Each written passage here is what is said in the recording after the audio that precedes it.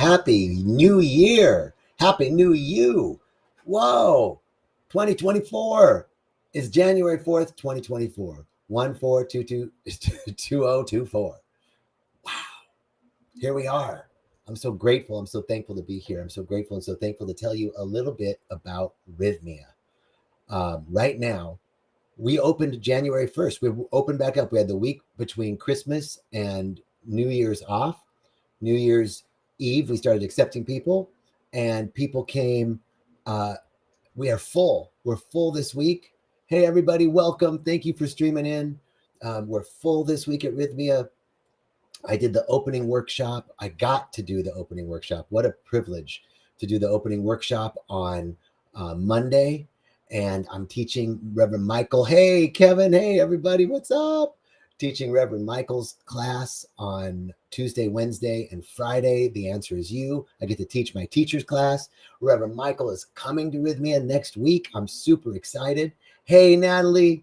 346 in the house. Woohoo. What's up? I just love it. I love it. And so Rythmia is full this week. It's amazing to feel that wonderful energy of everyone being there and all the transformation.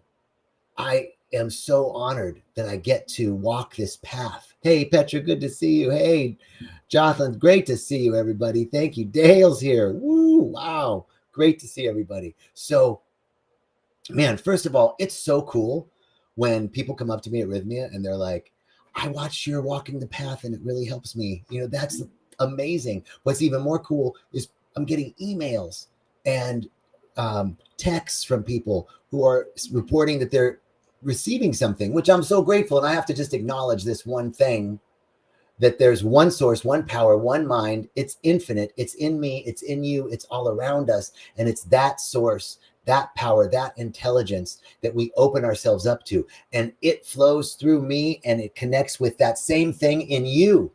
And then we meet in some magical place and something connects. That's the magic. That's the magic. That's the magic of Rythmia, because it's the same energy in the medicine, in the plant medicine. It's the same energy everywhere. I believe in pan consciousness, one source, one power. Everything has a level of consciousness. We can describe that consciousness as self-reflective consciousness. That's what we have. We can think about what we're thinking about. That's self-reflective consciousness. But there's a consciousness in, hey, everybody, what's up? I got some great people in the house. Thank you. That there's a consciousness in plants. It's not necessarily human consciousness, but it's a consciousness. There's an intelligence in the plants. There's an intelligence in the weather systems. There's an intelligence in the molecular structure of inanimate objects. It's the same thing in, through, and as everything.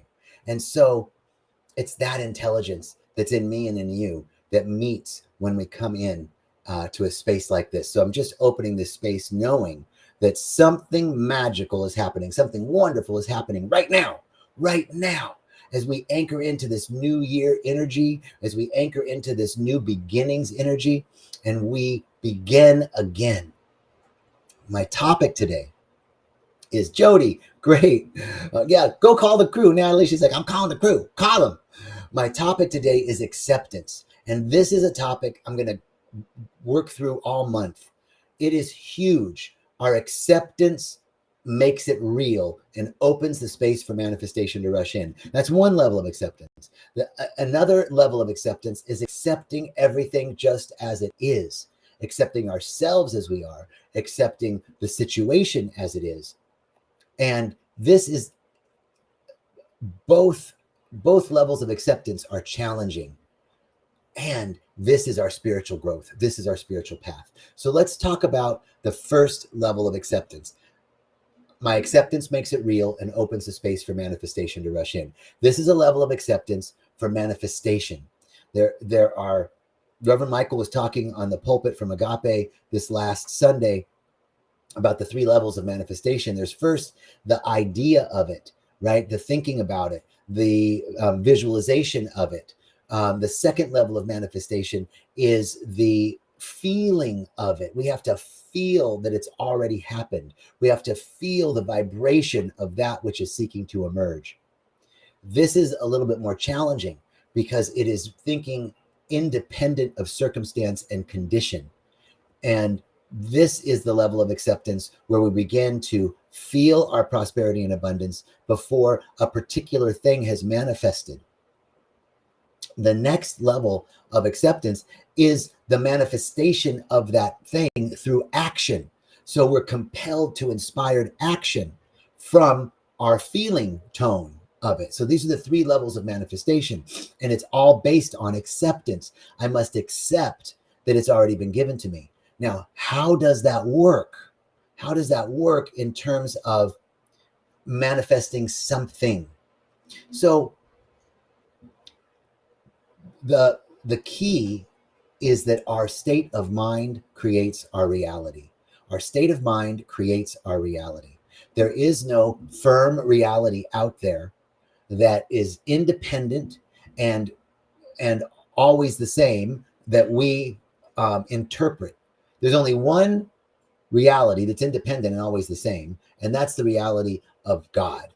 That is the unified field. That is the infinite intelligence. That is the consciousness of the divine, which exists outside of time and space. It's extemporal. It exists independent of circumstance. In fact, that's the realm that we must enter in order to manifest things in our life.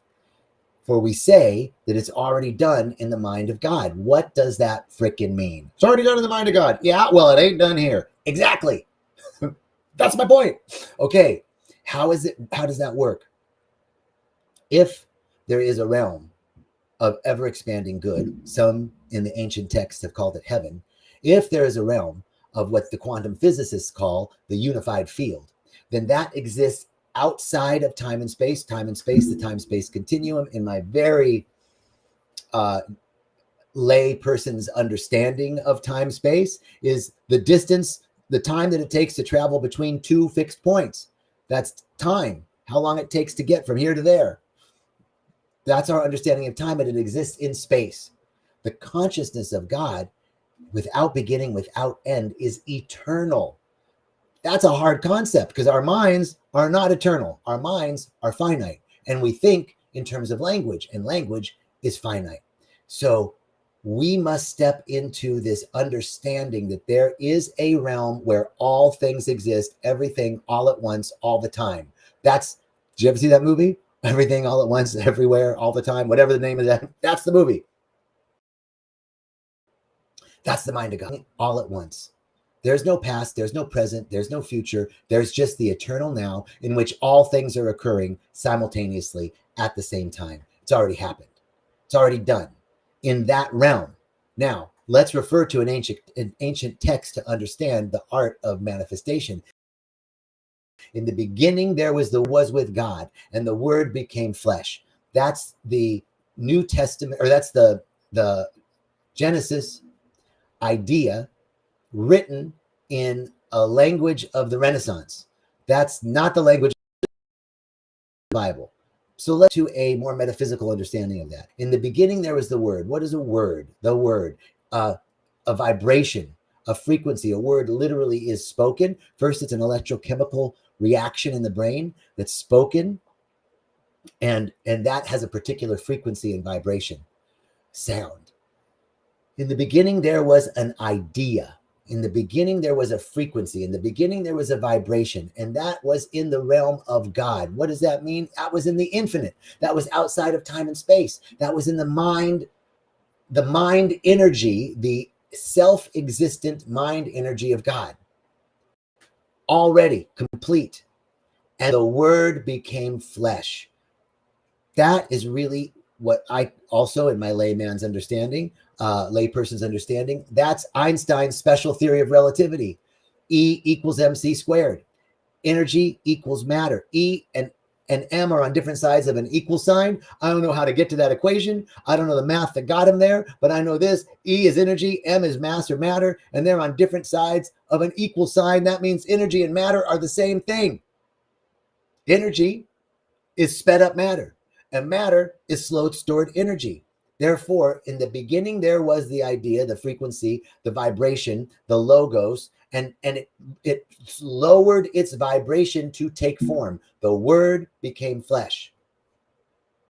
In the beginning, there was the word, and the word was with God, and the word became flesh. In the beginning, there was an idea. It was in the realm of the infinite. It was in the unified field, and it had a very high frequency and vibration. And as it slowed down, it took form. This is the process of manifestation. So when we pray, we say, and so it is. It's already done. It's already done in the mind of God. It's a hard thing to swallow when I'm praying for health. I'm praying for abundance. I'm praying for a realization of something that already exists in the infinite.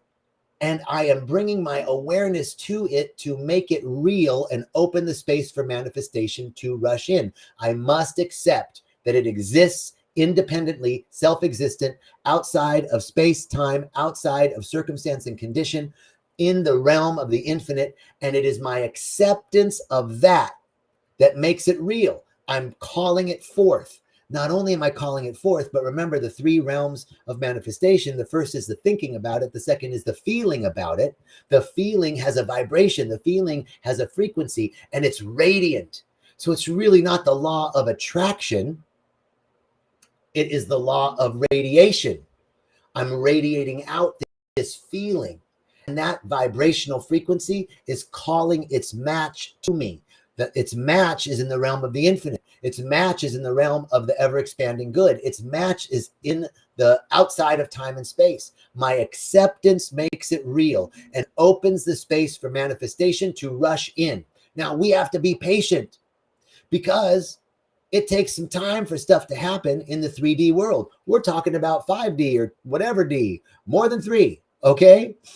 So this is the first level of acceptance. My acceptance makes it real and opens the space for manifestation to rush in. And it has to do with manifestation.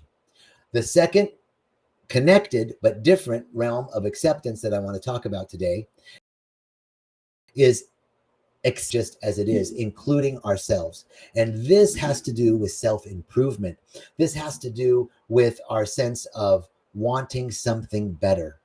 There's a wonderful book, one of my favorite books of all time is this Start Where You Are by Pema Chodron. Start Where You Are, Pema Chodron. You can see it's all dog-eared. I have lots of, I've read this book a lot. And in it, she unpacks 36 slogans from the 14th century Tibetan writings.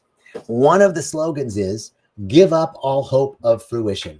I wanted to share that with you because it's a very uplifting New Year's thought. Give up all hope. Ha! Happy New Year.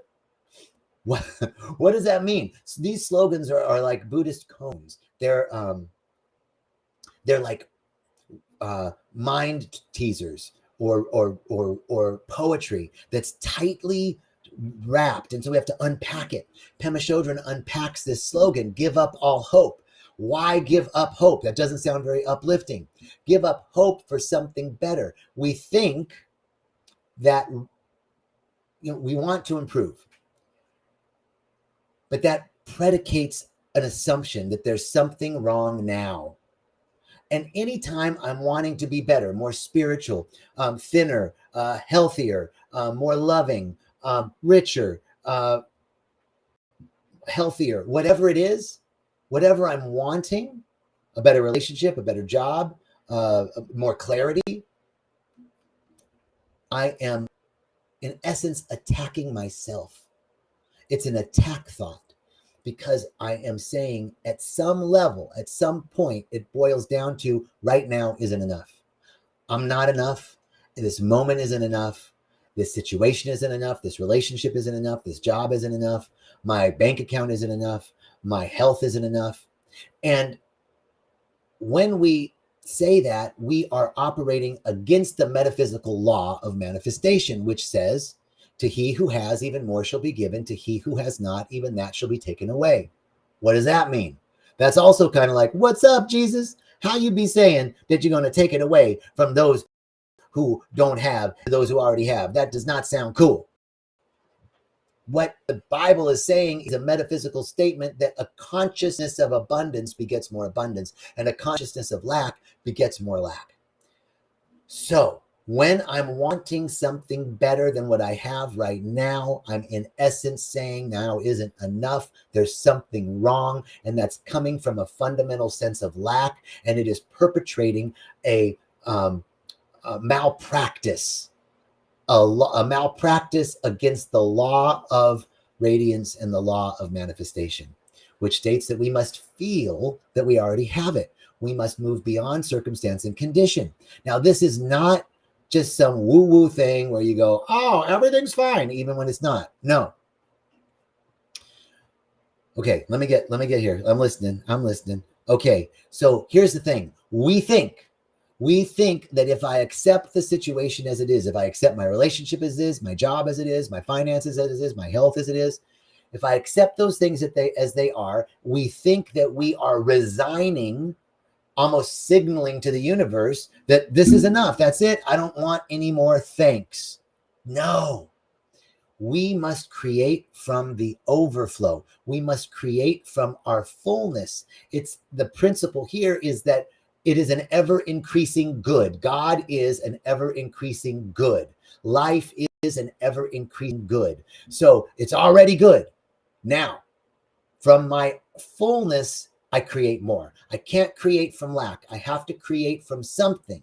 I have to have that vibrational frequency of enoughness already, fullness already. That does not mean that I deny the current circumstance, but I acknowledge through gratitude what I already have. And from that fullness of what I already have, I then can create more. To he who has, even more shall be given. A consciousness of abundance creates more abundance. How does this work when, let's say, we're looking to manifest health? So if somebody's sick and they ask me to pray for them, I don't say, oh, everything's fine, you're healthy. I'm not denying, we can't deny the circumstance. There is a circumstance. Someone's having an experience of illness. And so I must acknowledge, I'm not denying their pain. I'm not denying the suffering. But what we must do as metaphysicians is see through the circumstance to the good that's underneath and behind it and back of it. For if it is true that there's only one thing, and that thing is good, and that thing is God, and it's always full, and it's always enough, and it's abundant and peaceful and joyful and prosperous and balanced and order and harmonious and excellent and creative and spontaneous and loving. If that is the truth, then behind every circumstance, behind every condition is that truth. And it's my acceptance that makes it real and opens the space for manifestation to rush in. I must see beyond circumstance. So if I am practicing as a practitioner, if I am praying for somebody's health, I don't deny their health, but I see that at the center of their being has to be God. At the center of their being has to be life. Life. We can say God, we can say life, we can say energy, we can say source. There's something alive in there. And if it wasn't there, nothing, medicine, prayer, psychology, science couldn't do shit, because science, psychology, medicine, and prayer cannot create life. Only life can create life. Only God can create life. Only the energy of that ever expanding good creates life. And so I have to acknowledge there's an appearance, a circumstance, a condition, but don't get caught up in appearances. Don't get caught up in circumstance, because circumstances change, appearances shift. Those things are always changing. So I must see through the circumstance to the truth behind, that at the center of this person's being is health. At the center of this person's being is God. At the center of this person's being is the perfection. At the center of every atom of their body is a perfectly arrayed nucleus and protons and neutrons that are spinning around in a perfect order. There is perfection at the center of every cell of their being. And it is that we see through the circumstance to the truth, with a capital T. Truth, capital T, that which is real, true, enduring, unchanging, the same yesterday, today, and tomorrow. We see through it. If we are manifesting abundance and prosperity in our lives, we cannot manifest it from a sense of lack. We must manifest from a sense of abundance. That's hard when I can't pay my rent next week. But what must I do then? We must generate a feeling of my needs are met right now. We can anchor into something that right now, if you're sitting and listening to me, your needs are met. There's something that's met. You're not running off to do something right now. You have water. You have what you need right this second, right now. I'm not talking about next week. From this place, this moment, my needs are met right now. I'm okay right now. A lot of people come to me. A lot of my clients will come to me and talk about a scarcity. I'm afraid I can't pay my rent. I can't pay my bills. And so I sit with them and I say, okay, right now, are you okay? Right now, do you have right now you have your place.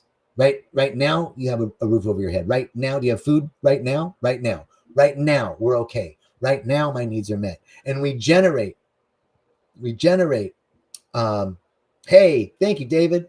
We generate a consciousness of my needs are met now, and the next moment, and the next moment. It's not easy, but it is completely possible. It takes some focused effort to say, okay, independent of circumstance and condition, right now I'm okay. Right now my needs are met. Right now I feel it. Now we're in that second level of manifestation. I'm feeling it. And then from that feeling, I will be compelled to right action. The other thing that we have to do when we're working with acceptance is to be able to accept the unexpected.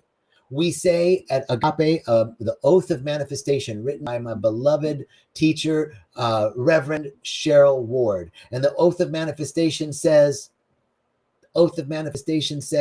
I accept and receive unexpected good, unexpected kindness, unexpected money, unexpected love, unexpected generosity, unexpected offers, unexpected prosperity coming in unexpected ways from unexpected places in my life and the life of others. I am constantly guided and boldly empowered to receive the lavish abundance of the universe. My acceptance makes it real and opens the space for manifestation to rush in.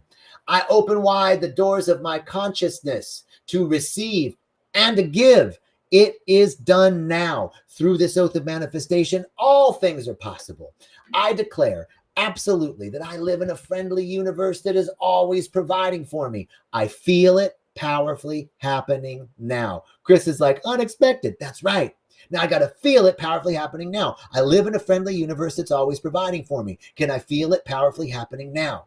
I open to receive more abundance and to give more abundance than I have ever experienced before. That's another thing we must do. We must give. Giving and receiving. It is a breathing and exhaling, inhaling and exhaling. We must practice the law. We can't do malpractice. The law says giving and receiving. So I have to give, even if it's whatever I think I can give. Whatever I have, you give, and you have that faith that what you're giving is circulated back to you. Every time you pay a bill, don't feel like, oh shit, I don't have that money. I wish I didn't have to pay it. Man, you go, I'm grateful I have what I can to pay, and I know it's coming back to me. Multiplied a minimum of 7 times. So we got to feel it. So we must, so frequently when we're looking at how do I manifest something, how do I manifest health, how do I manifest abundance, I think that it's only going to come in a certain way. Well, I got to figure out, how am I going to get money? I either got to get a raise from my job, or I got to sell something. But you don't know. Nothing is too big for spirit. Nothing is too big for spirit. Things come to us in unexpected ways. Think about it in your life. I know it's happened. I know it's happened to you, where something has happened coming from the unexpected. That's it. Coming from the unexpected. It's coming from outside of our current paradigm. And so sometimes we get locked into a way of seeing it's got to come in this way. It's got to come in this way. Hey, Susan, great to see you. But we don't know. Spirit, there's 3 realms of knowledge. There's what I know, what I know I don't know, and what I don't know I don't know. I know you guys have heard of that before. The realm of what I don't know is way bigger than anything I know or anything I know that I don't know. Like I know how to speak English. I know I don't know how to speak Chinese, but there's a whole bunch that I don't know. And so our good comes in unexpected ways. So we must accept the unexpected. Unexpected good, unexpected kindness, unexpected love, unexpected joy, unexpected health, unexpected vitality, unexpected insights, unexpected downloads, unexpected prosperity, unexpected generosity, unexpected offers. I'm open. You got to take an oath every day to stay open to the unexpected good that's coming our way. So, acceptance then of the present moment, everything just as it is. Chris, I love it. Overflow and let go. Yes. Everything, accepting everything just as it is not saying that I'm resigning to the current situation. It's saying that right now is enough. I'm enough. This moment is enough just as it is. There's nothing wrong because there's something good here.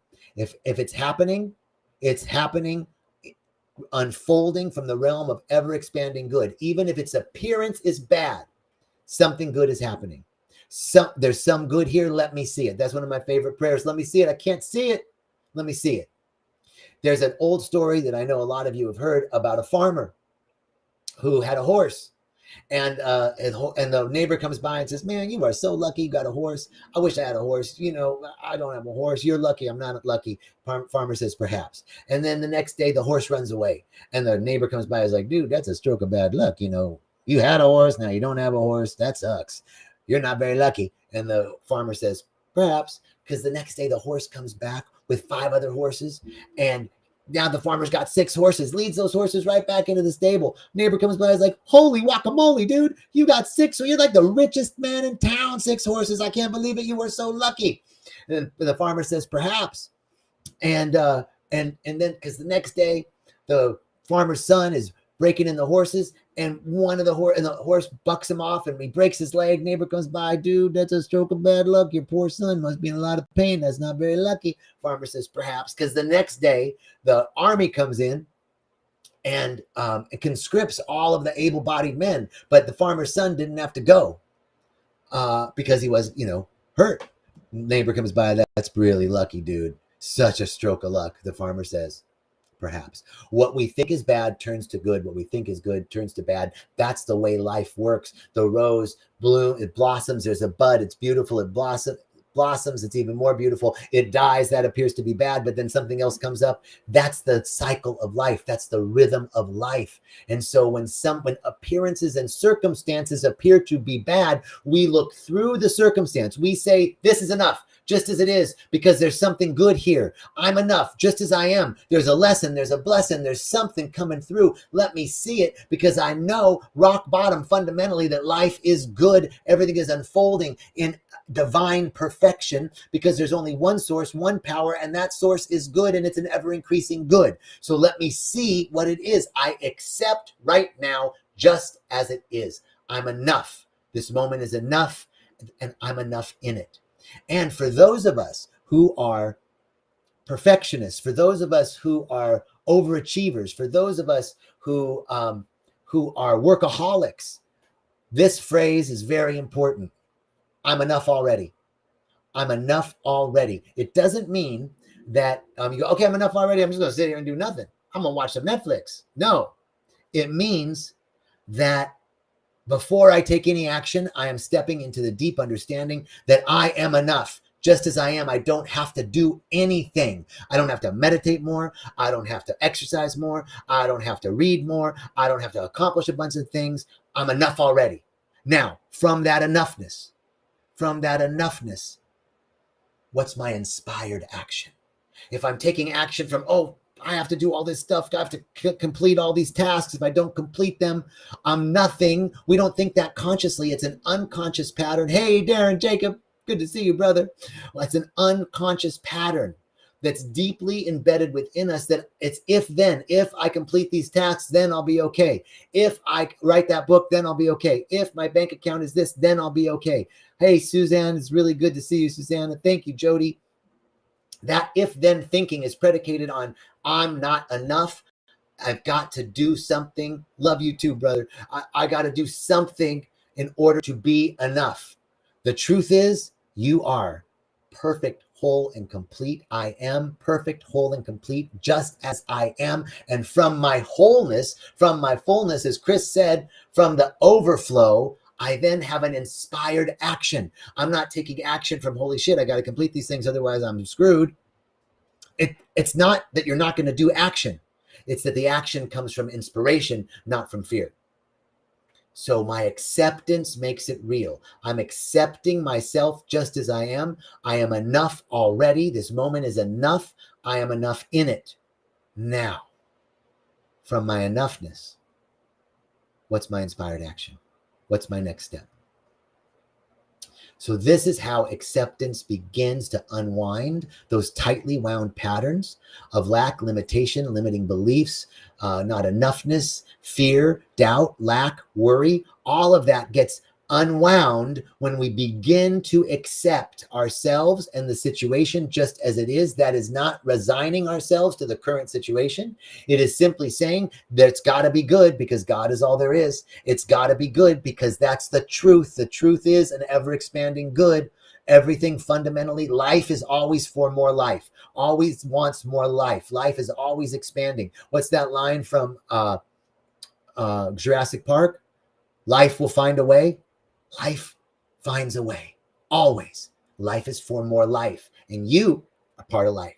Therefore, life is for you. No matter what the circumstance, no matter what the condition. How do I anchor into that feeling tone? Because my acceptance makes it real and opens the space for manifestation to rush in. My acceptance of myself just as I am. There's no better me. There's no better moment. There's no better bank account. There's no better weight. There's no better iteration of myself.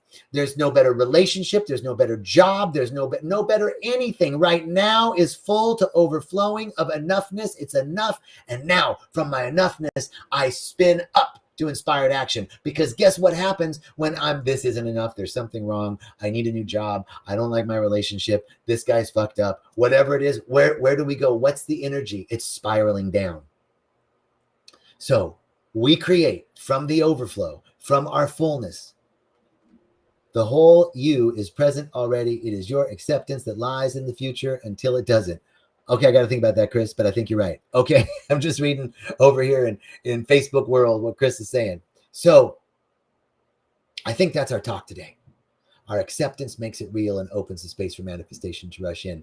This moment is enough, and I'm enough in it. I'm enough already. From our enoughness, from our acceptance, we move into inspired action. We generate a feeling tone of all of our needs are met, and more, all of our needs are met, meet us.